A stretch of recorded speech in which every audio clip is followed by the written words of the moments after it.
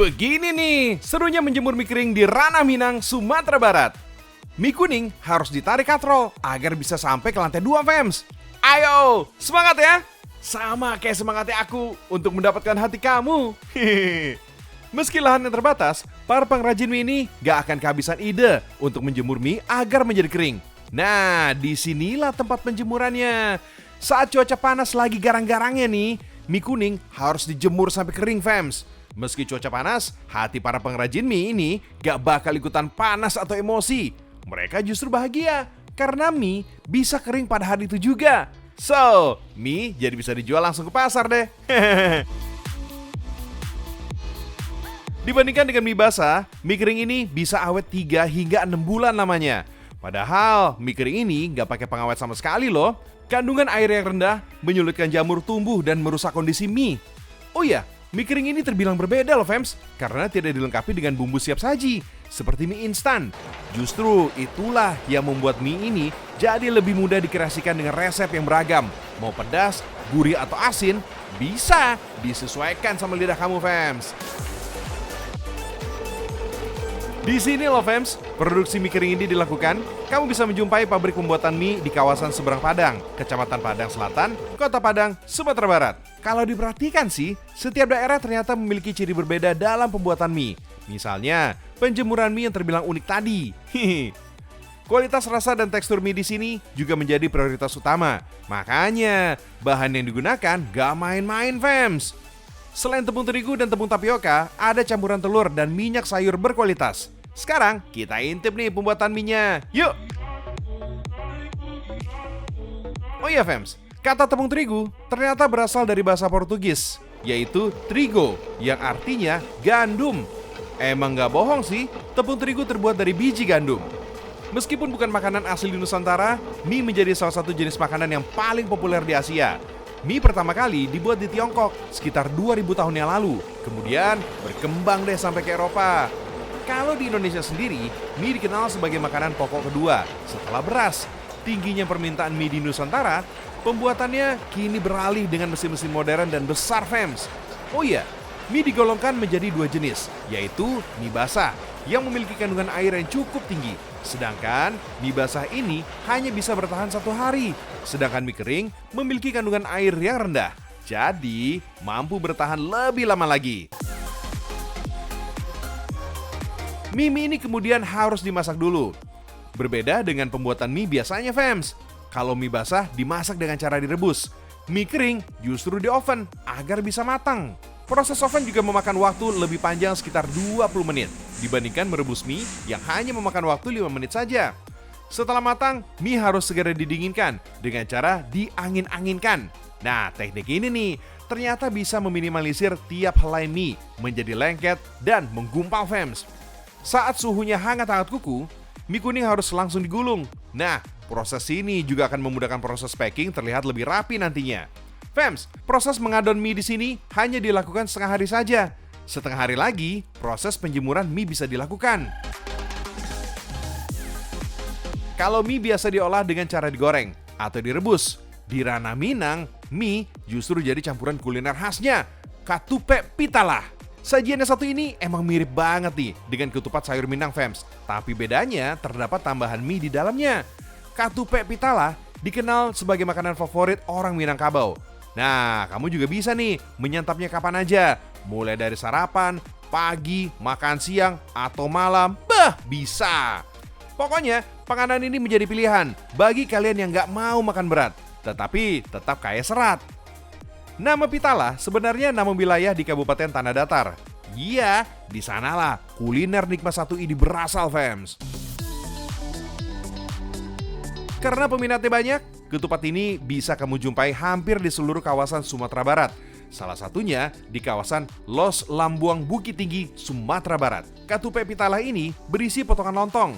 Lanjut, siram kuah gula yang kental, berisi sayur lobak, nangka, dan rebung, fams.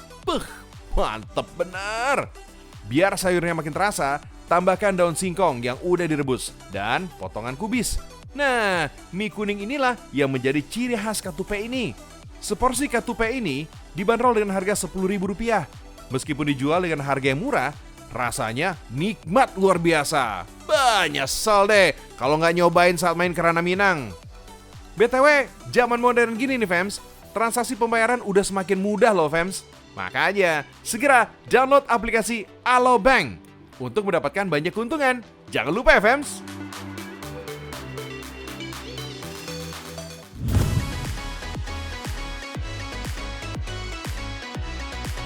Fams, olahan mie yang satu ini gak kalah unik nih dan menarik. Yep, burger mie. Nah, kamu bisa ngedapetin sajian mie yang satu ini di kawasan Tebet, Jakarta Selatan. Mie sengaja dipilih sebagai pengganti roti yang mengapit isian daging dan sayur. So, pengganti roti ini dibuat dari mie instan rebus dan dicampur sama telur fams. Jangan lupa ya, beri bumbu. Kalau udah rata, baru deh digoreng. Gorengnya mesti pakai cetakan, biar bentuknya bulat kayak roti burger. Saat digoreng, telur bisa nyatuin mie fams. Telur emang dikenal sebagai perekat alami.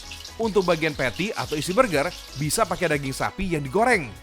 Oh iya, ada tambahan telur ayam juga nih fams. Jadi, jangan takut ya kalau nggak sampai kenyang. Kemudian, susun seperti membuat burger. Mulai dari omelet mie, sayuran, telur, dan daging sapi. Terakhir, tutup pakai omelet lagi fams. Sedap. Tinggal dimakan aja nih, nggak perlu pakai nasi segala. Karena kebutuhan karbohidratnya udah cukup nih dengan adanya mie. Belum lagi tambahan telur dan daging sapi. Masa sih nggak bikin kenyang juga?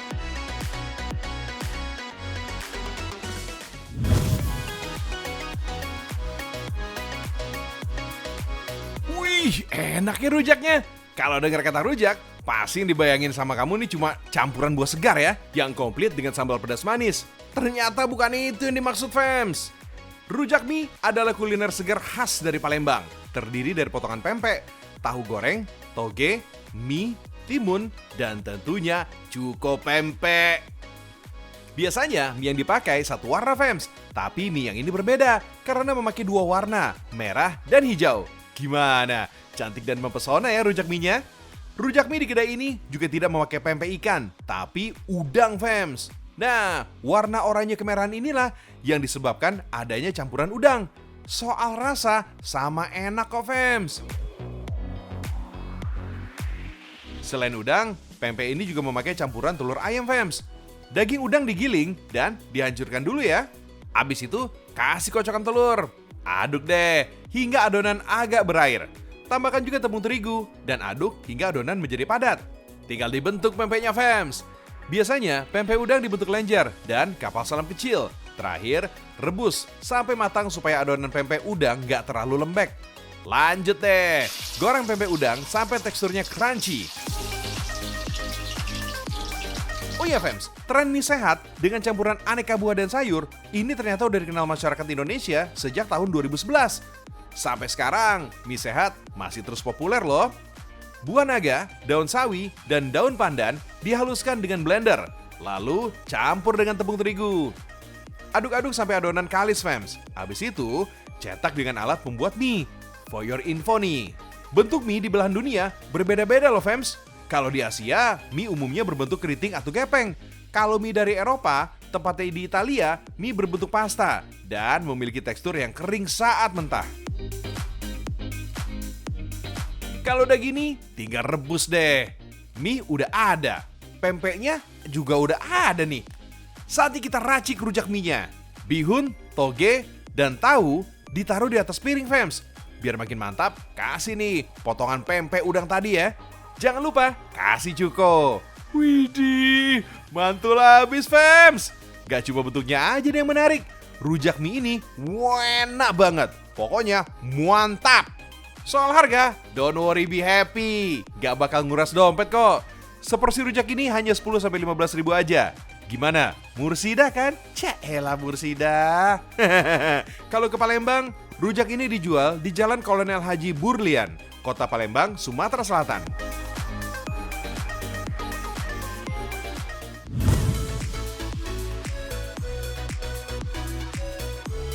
Eits, jangan sampai ketipu fams. Mie ayam yang satu ini terbilang unik karena memiliki rasa yang manis.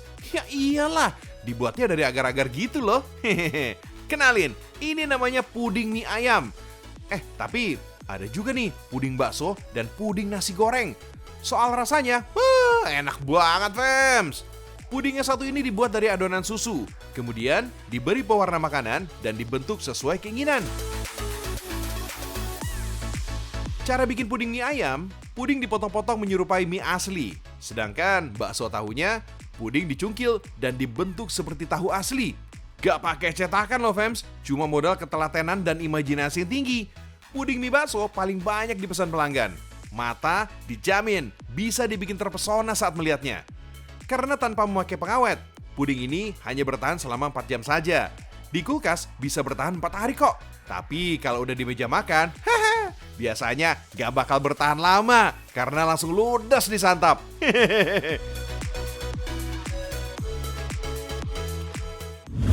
Balik lagi nih sama Jorici di sini, tentunya di Rekam Indonesia. Nah, Indonesia ini kaya dengan budaya dan tradisinya. Makanya tiap daerah berlomba untuk membuat acara sebuah festival dengan perlombaan yang unik. Nah, ada apa aja? Kita simak dia ya.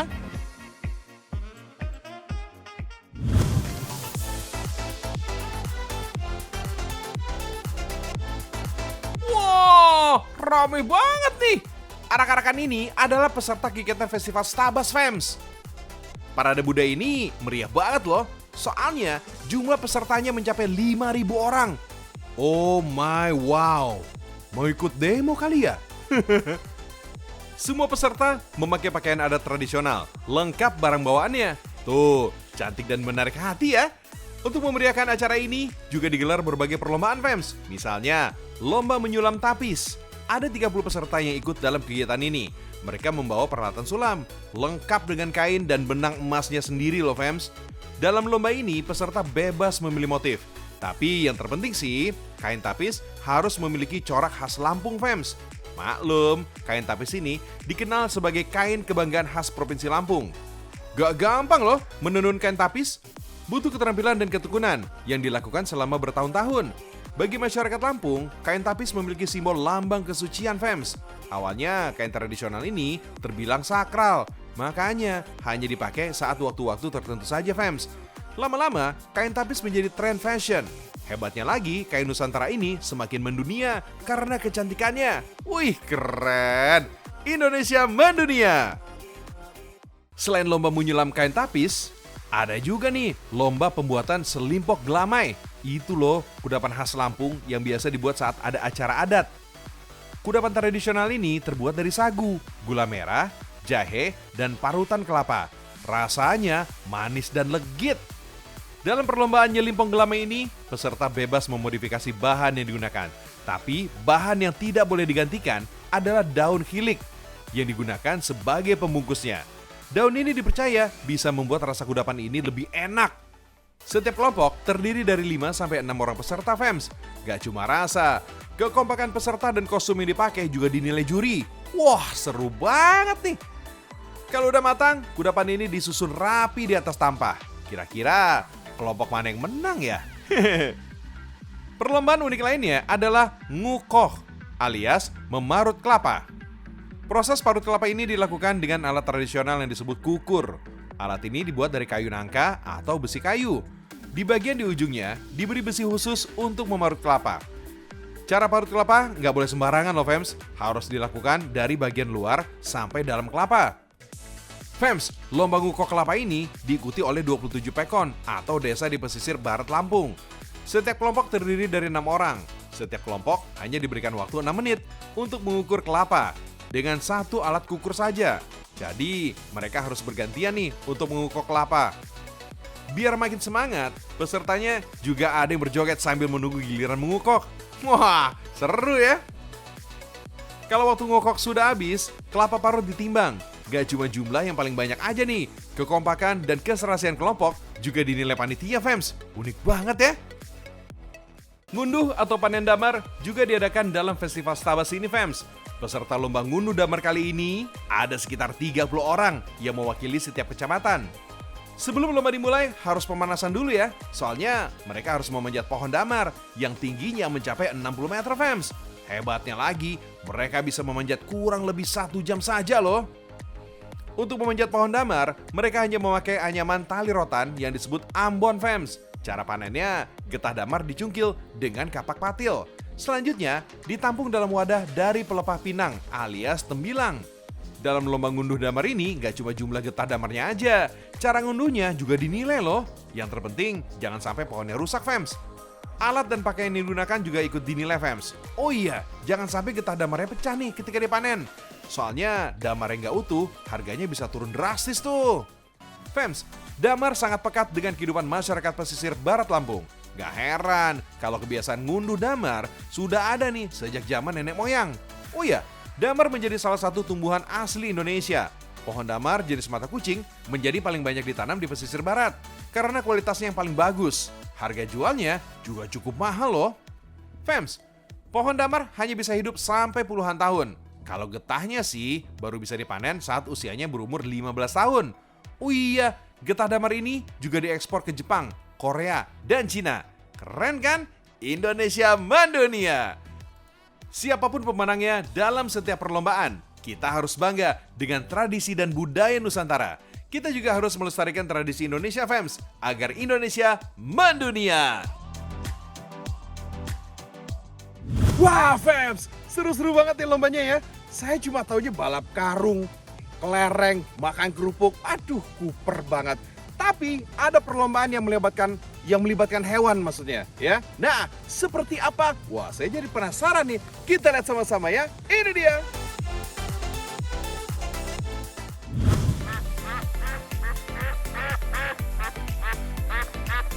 Gak cuma syarat makna budaya dan religi, acara Grebek Religi Desa Sukamerto juga ada acara menarik nih. Balapan yang satu ini gak kalah seru dengan balapan MotoGP. Lihat nih, begitu peluit ditiupkan, bebek-bebek saling adu cepat di lintasan. Namanya juga bebek, larinya yang suka-suka dia. Di awal sih boleh aja ngebut, tapi di tengah jalan gak jarang nih ada bebek peserta lomba yang kebingungan. Puluhan ekor bebek milik warga Dusun Bentisan dan sekitarnya turut memeriahkan acara lomba balap bebek, fams. Ruas jalanan di Dusun Bentisan disulap jadi arena pertandingan alias sirkuit dengan panjang 30 meter. Fams, bebek Bentisan punya ukuran lebih besar dari bebek lainnya. Ciri fisik bisa dilihat dari lehernya yang agak panjang, dengan kalung atau lingkaran putih di tengahnya. Untuk mengikuti lomba balap bebek kali ini, bebas kok. Gak cuma bebek jenis Bentisan aja, bebek hasil kawin silang dengan entok boleh ikutan juga nih, fams. Syaratnya, pemilik bebek harus daftar ke panitia. Cukup dengan biaya Rp10.000. Satu ekor bebek udah bisa nih ikut tanding dengan sistem gugur, fams. Tapi ingat ya, fams, di sini hanya bebek yang ikut bertanding, bukan pemiliknya. Bebek jantan ataupun betina, gak ada perbedaan kelas perlombaan. Kalau waktunya tanding, bebek yang sampai ke garis finish keluar sebagai pemenangnya. Seru dan kocak banget nih. Buat pemenang, hadiahnya nggak ngecewain kok, fams. Ada satu ekor domba yang diperebutkan. Wah, asik nih.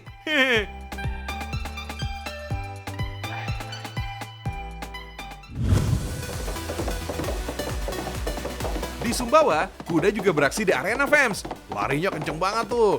Beda dengan kuda betina yang diperah susunya. Kuda jantan di Sumbawa biasa dilatih untuk tradisi adat pacuan kuda, fams. Warga lokal biasa menyebutnya main jaran. Tradisi ini sudah ada sejak turun-temurun, fams. Biasanya digelar saat musim kemarau. Uniknya pacuan kuda di sini bisa dilihat dari penunggang kuda alias joki. Usia mereka terbilang masih belia, fams, sekitar 6-12 tahun. Mereka biasa dipanggil joki cilik atau juki dalam bahasa Sumbawa. Meski masih kecil, mereka ini tangguh banget loh, fams. Bayangin aja, selama beraksi di arena, mereka hanya memakai kupluk dan helm tradisional untuk melindungi kepala. Tapi tenang, mereka udah berpengalaman kok. Biasanya orang tua para joki cilik ini adalah para mantan joki cilik juga. Pantas saja, nyali mereka besar-besar ya. Fams, kekuatan kuda Sumbawa sudah terkenal nih sejak abad ke-18. Kuda ini biasa menjadi tunggangan para raja, bangsawan, dan panglima perang. Dalam kitab Negara Kertagama, raja dan panglima perang dari Kediri, Singosari, hingga Majapahit sudah menggunakan kuda Sumbawa untuk memperkuat pasukannya. Kekuatan kuda Sumbawa gak terlepas dari kehidupan alam yang keras dan panas saat dilepas liarkan. Sebelum beraksi di arena, joki dan kuda juga perlu PDKT alias pendekatan, fams. Gunanya sih untuk mengetahui kelebihan dan kekurangan kuda tunggangannya. Biar makin akrab, mereka juga biasa main sama kuda tuh. Wits.